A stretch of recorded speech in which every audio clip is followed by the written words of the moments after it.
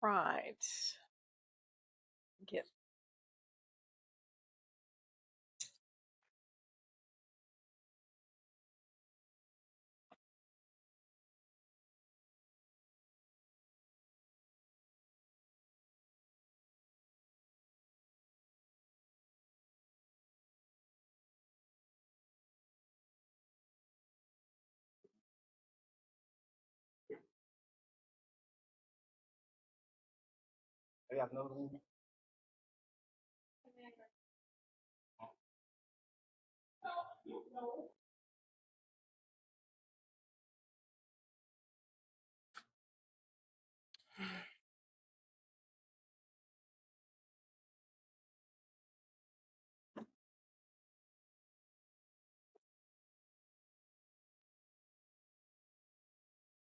all right. Let's look at.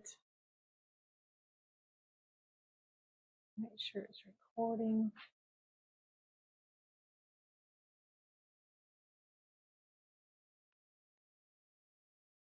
Let's see if this works. It's acting funny again.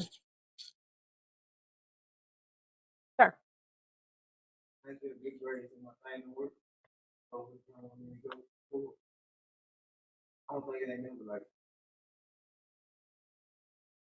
Can you submit it at all? Well, I'll let you submit. Okay.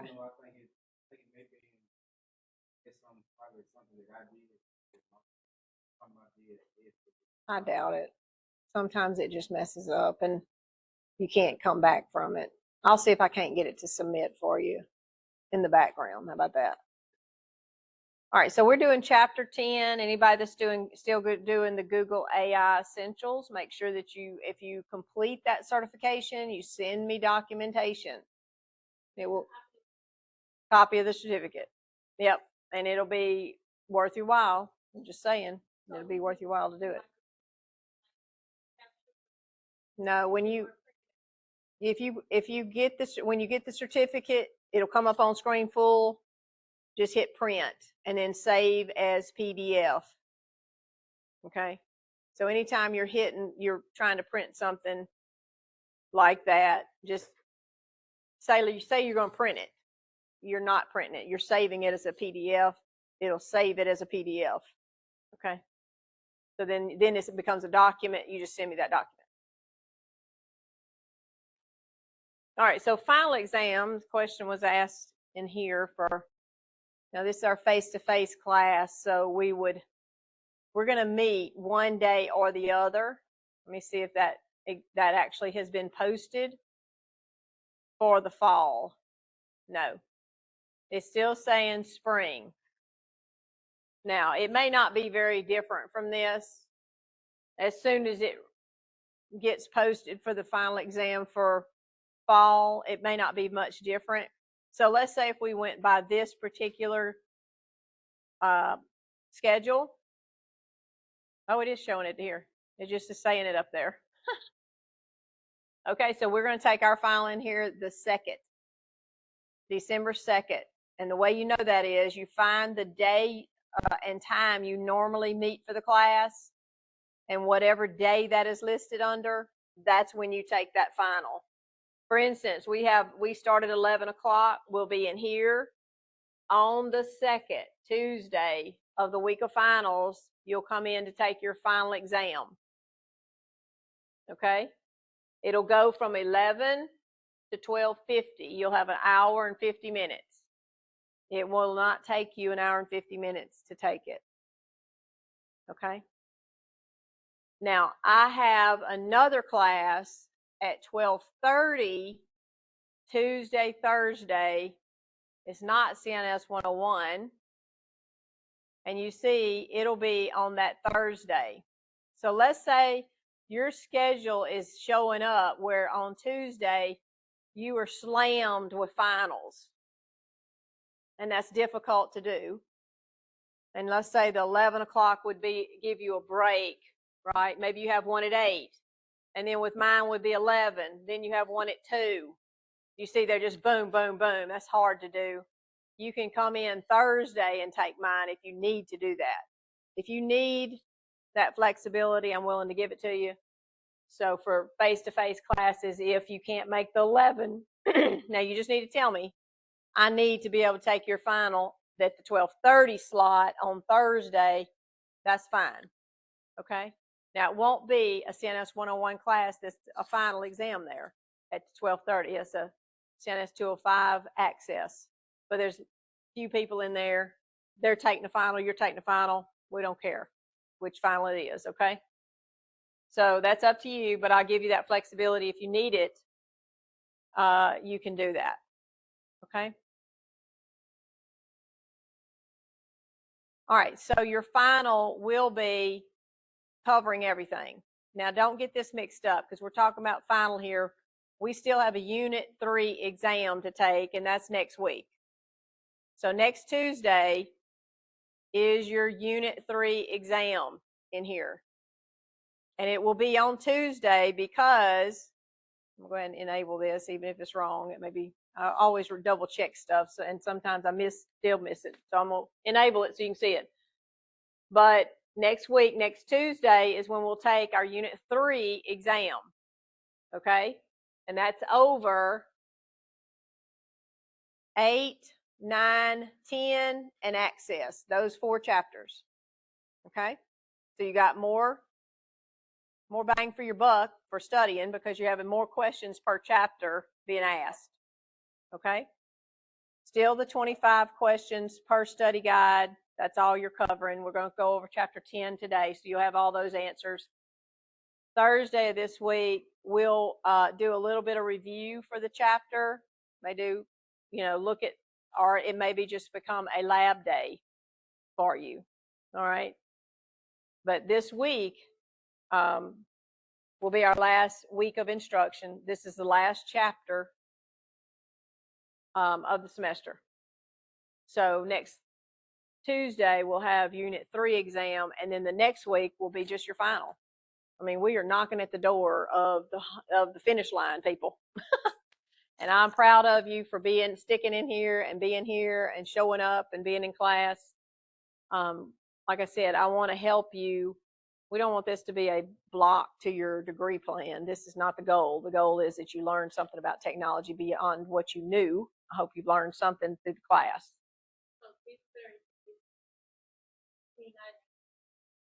Just lab day. Yep, you can complete anything you have not completed for those, and do that because next week's Thanksgiving, and you don't want to be working on exercises, even though they're open until November 30th, the Sunday before final exams. Everything's open for Unit 3 as well as bonus activities. Okay, so that is the 30th is where everything shuts down because your test is on Tuesday of that week, and that's the only thing I accept after the Sunday of the week of finals.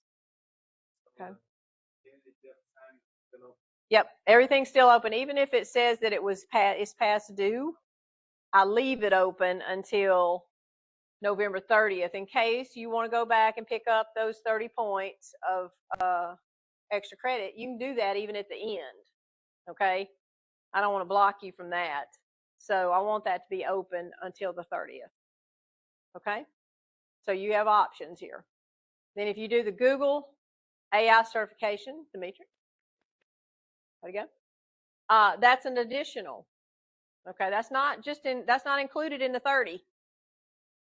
We add more.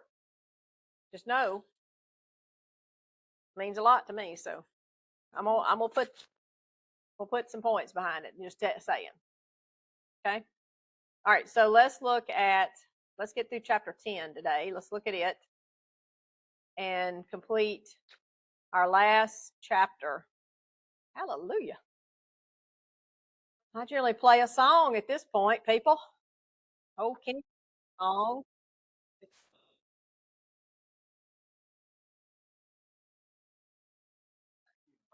Yeah, that's Kenny Rogers. And the reason I play this song is because the words in it.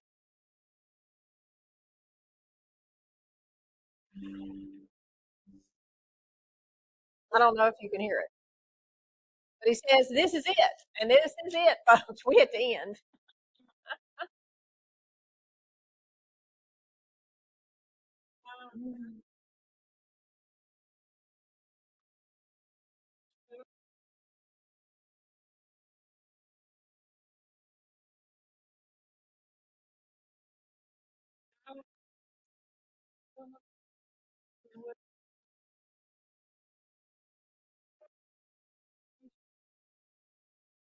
I'm going to let it get to the main point.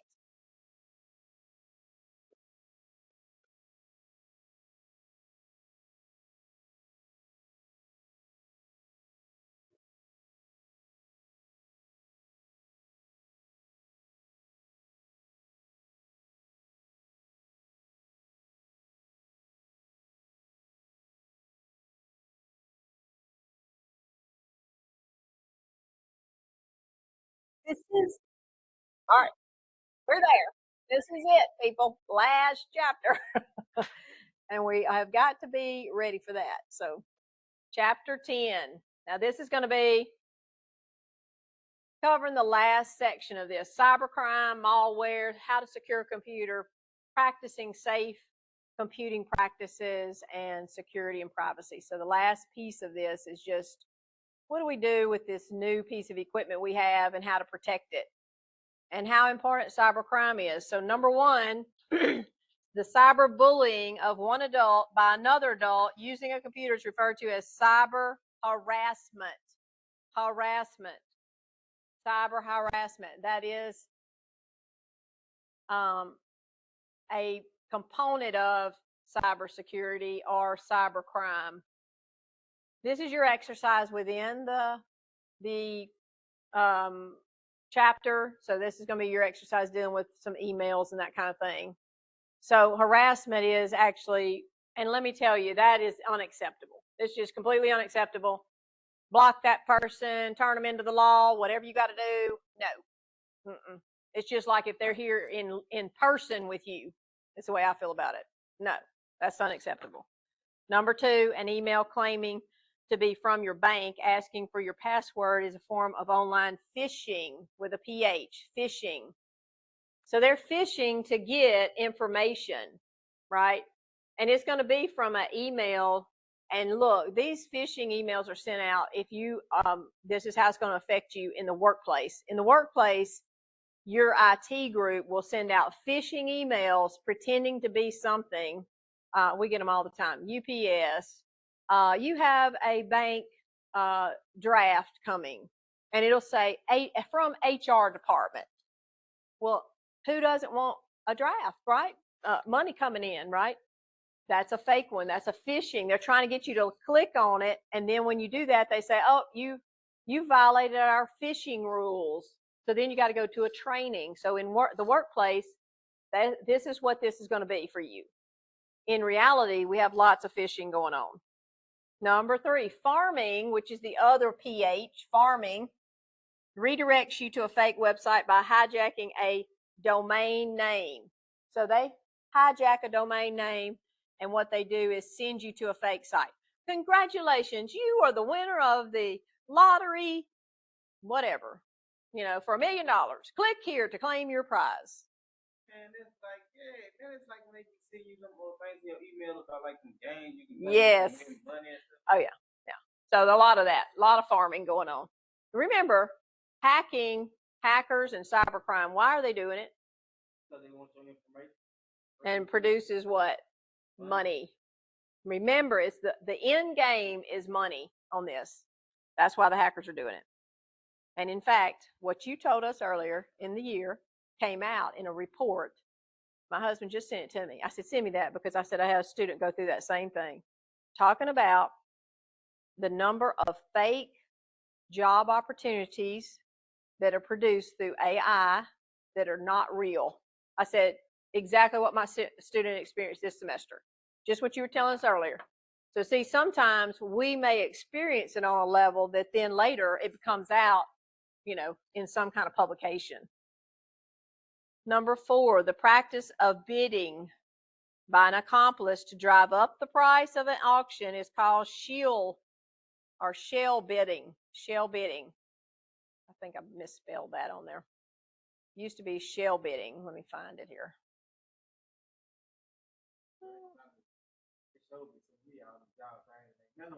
See, I know. I mean, that's ridiculous. And so you're not the only, you're just one of many people that's experienced this over the course of however many months. They said it's gone up exponentially, is what they've said. I know what actually happened to me is I was like an owner, or I was a person that was giving jobs. Mr. Coleman, we have this candidate. There you go. There you go. Same exact thing they were talking about in the article. Shell bidding. It should be shell bidding. bidding. Bidding. So in other words, you have something for auction. These people are setting up others to run the bid up. What a novel idea, really. Do we not know that that already goes on?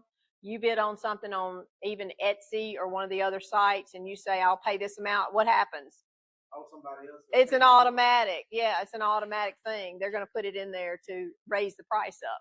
They want to get to a certain level. Number 5, companies sometimes hire white hat hackers to test their computer security. Now, there's different types of hackers, and white hat hackers are, there's the shield bidding. Sorry, it is shield. Sorry. White hat hackers are for figuring out if you're where your problems are. All right, so my husband and him hired a team of white hat hackers to come in and hack their system and see how fast they could get to their company's main office is in Houston. It took them 15 minutes to be able to get to everything. And so they weren't at the Houston office where they cracked it. They were out in another location. But the Houston office is still responsible for every opportunity of hacking, right? So white hat hackers are hired to come in and try to get into your system as quickly as they can. Well, hacking can be good. I mean, it can be good if you got the hacker to show you where your problems are. That's the goal of that.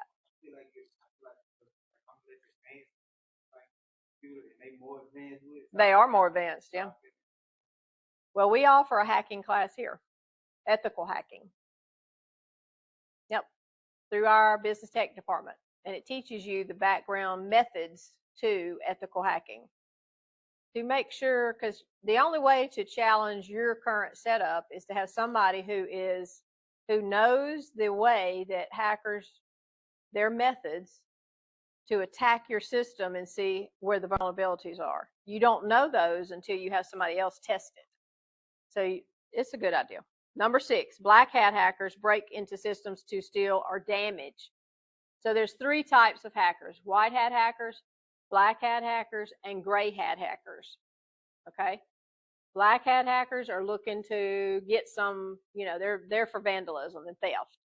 Gray hat hackers, they're just, can I do it? Can I get in there? And they're in there, they're illegally in there, still illegal, whether you just say, can I get in there or not? If I try to breach a bank's, computer system and I successfully do it because I'm trying to do it, am I still illegal in doing it? Yes, you are. Do I still have legal implications because I did it? Yes, I do. Irregardless if I took anything or not. So in my mind, those end up being the same. Number 7, an unlawful attack on computers done to intimidate governments or for political reasons is called cyber terrorism. Cyber terrorism. So this is where we get, where we have major governments intimidating the people of another country, right? This is big, major scale, right? So how does cyber terrorism play into when we have a foreign country trying to manipulate the American people? It plays into it when those people are caught. Cyber terrorism can become part of the implication. So that's a big piece there. Number 8, the dark web. It's part of the internet that is unindexed and hidden. Now, this is the dark web, the subset of the deep web. Different types of illegal and illegal, the top level domain, onion. This is where your hacking happens. This is where it's going on, right? It's amazing when we can know about it and talk about it, and it's still going on. Yeah, we still ain't got rid of it.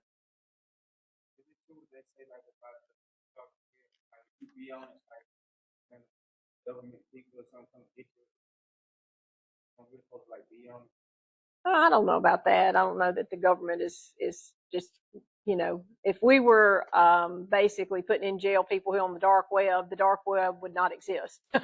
So I don't think that that's happening at all. I think the dark web just gets darker, and different avenues of manipulation in Tor browsers to view anonymously and secretly. Basically, you're just trying to do it. Most of the time, it's illegal stuff. If I can't do it on the regular web, you know, I'm looking at the dark web to do that. Number 9, what we are familiar with and use and experience all the time is spam is another word for junk email. Junk email. So your junk folder, including your junk folder with your La Delta account, is considered your spam. Okay. Number 10, cookies are small text files. Text files that websites use to identify you. So here's that spam and junk email, same thing. And then when we get to cookies, basically just a little text file to remember you and your computer the next time you go to that website. And now they have to tell you that they have cookies, and you have to accept or reject them. Used to, that was non-existent. They could put any cookie they wanted to on your machine. Now they have to get your permission, and you have to enable it and say yes. Number 11, a common source of adware is software, banner ads, pop-ups, but not user-generated content. So adware is generally these other things, but not typically user-generated. You're not generally, you know, that's coming from other sources. Number 12, spyware is a malware that secretly collects your personal information. So spyware is looking for your personal information. What kind of personal information? Oh, Social Security number. Yeah. Bank account. Oh, good one. Bank account number. Yep. Lots of ways that they can get your information.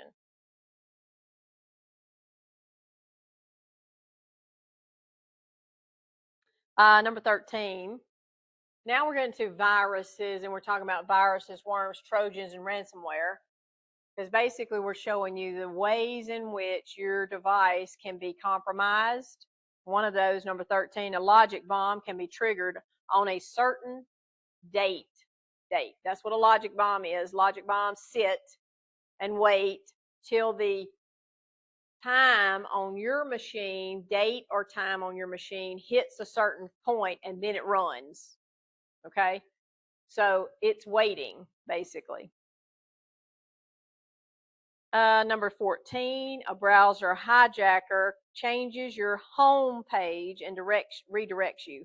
Yes, it does. I'm going to say I had this happen in a network that I was working in, and it just went across the deal. The browser hijacker, every one of them changed. And in particular, number 15, when it's a worm, it really happens quickly.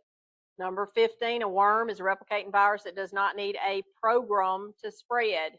It spreads by the network. And if we got a worm in this lab, what would happen is one machine would have it, and you could watch the icons on the desktop replicate themselves, if that's what the worm particularly does. And you could watch it, and it would go to the next machine, and it would just work through the network. It doesn't require a program for that to happen. And that's exactly the way it works, because I watched it happen on a network I was working with. Number 16, a botnet is a network of infected computers known as zombies. Zombies. So botnets are networks of infected computer zombies or bots that are controlled by a master bot. Now they've given them another name, bot herder. Can be used to launch a malicious attack. So basically somebody with these machines that are all replicated machines. Number 17, a Trojan horse appears to be a legitimate program, but is actually malicious. Trojan horses are very difficult to get rid of if you get this on your machine. And they are malicious, we'll say. They are after extensive issues. Most of the time, if I had a machine that had a Trojan horse on it, I had to reformat the entire machine, start all over. There's no way to get it because it affects so many things on your machine. You'll never get around it. Number 18, a keylogger is software that records keystrokes typed into a computer. Keystrokes, so a keylogger. This is a software piece that captures everything you're entering onto a keyboard. How convenient for a hacker to go ahead and get everything that you're logging in, right? Because we want usernames, passwords, we want numbers, we want bank account information, right? Any kind of information we can get. Number 19, antivirus software relies on signature definitions to find viruses. So definitions are basically the most updated virus, recognition of the newest viruses that's going on. Number 20, when setting up a wireless router, you should change the SSID, also known as the network name. Network name. And that's what we're talking about here. Whenever we're setting up a wireless or even a wired network, it needs to be a specific name, and changing that is critically important, right? Number 21, when required to use more than one method to log in, you're using multi-factor authentication.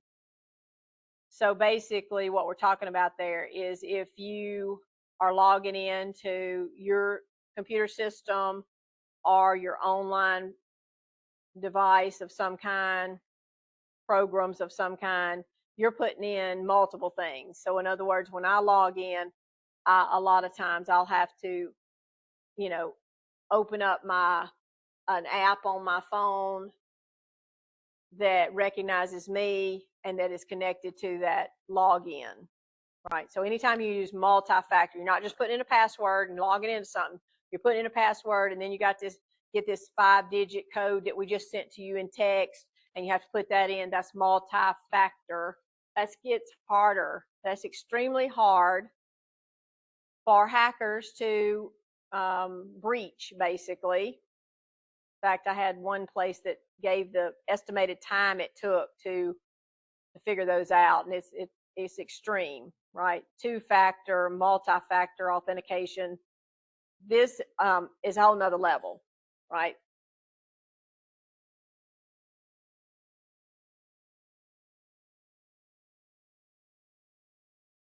And this is consistent here. Something the user knows, which would be a password. Something the user has, authentication app, or something the user is, which is your biometric, your face picture, your fingerprint. Okay, so those three together make your security extremely difficult to crack.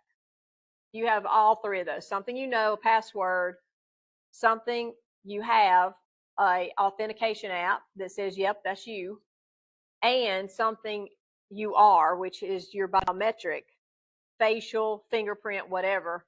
All three of those together, hard to crack. Number 22, secure websites show HTTPS in the browser. HTTPS. Let's see where I've got this at. And you want to know this at this point because we're getting close to the holidays. And when you're at the holidays, a lot of websites can come up as being fake websites that you're trying to buy something and it looks very much the same. It looks like the same location and it'll be something completely different. I don't know where I have it in there. Anyway, HTTPS. Number 23, a service pack is a planned software update that adds new features. New features.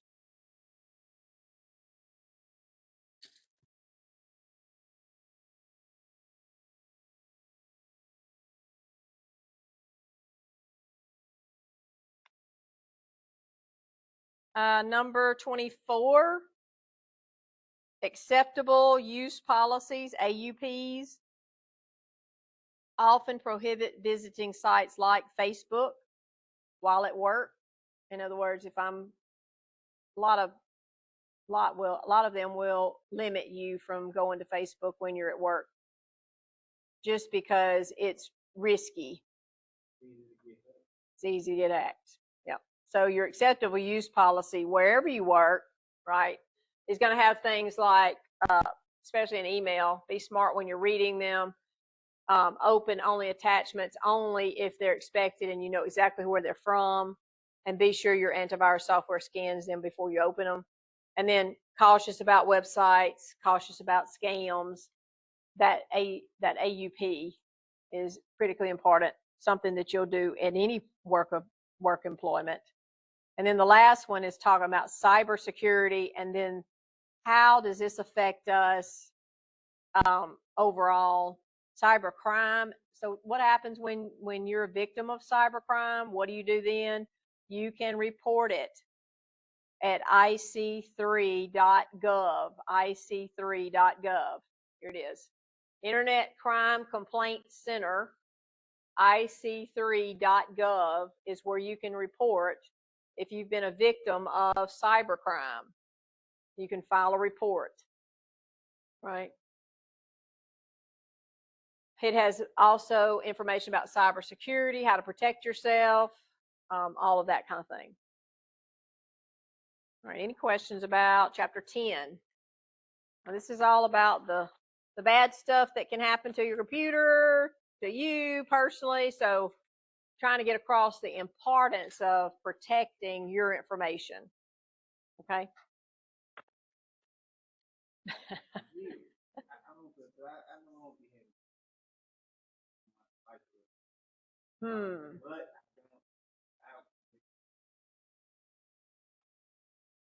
But I think that critically for you, anytime you purchase a device, number one, make sure it's protected. Antivirus, anti-malware, anti-spyware. Make sure you always, because it's an investment now. It's not just I'm going to go buy something. It's I'm investing in it because it's expensive. Yes. Chapter 8, 9, 10, and access, the program access, those 4. Okay. So you'll have next Tuesday when we take the exam. Let's look at this again. What's the best on like? Here. One that's installed and updated, whatever it is, even if it's a free version. I used to use a free version all the time. That's the only one I used, and it protected my computer, my main computer at home, for years. But you have to have it installed and updated. So chapter 8, Microsoft Access, chapter 9, and chapter 10. Those are your 4 chapters for next Tuesday for our Unit 3 exam next Tuesday. Okay. We're learning right now from all of the chapters that we covered. All of this is going to be on the final, right? Yes, except for one thing. No. Google AI Essentials will not be on your final. No, none of that. When you get to the final exam, All right, this is what I want you to do. Study only the first 10 questions from each chapter. We're going to cut back loads of your work because you've already been tested on this. So we want to shrink what you have to study. All right, so we have 5, 9, 13 chapters, right? Times 10 per chapter, 130 questions. Your exam will have 100 questions on it. That's pretty good. I mean, I didn't get it almost exact, but it's really close. So you'll have 30 more questions than is actually on your final exam. But we're limiting it to just the first 10 in each chapter. So that eliminates, that's only almost a third of what you got to normally study. It's not quite a third, but right. 3 into 25 would be 8. So you're studying 10. You're very, very close to a third of reduction. So when we get to the final exam, you're only going to study the first 10, inclusive of these, when you get to the final exam. Now, next week, study everything, all 25 for each one of these. Okay? That's 100 and what is that? No, that's 100 questions. 50 questions is going to be pulled randomly from those. And then when you take your final exam, study only the first 10 of every chapter because you have a lot of chapters. We're shrinking that amount of that you need to study for that final exam. Okay? Everybody got that? All right, I'll see y'all Thursday will be a lab day in here. Now, if you have kept up with all your labs, you're fine.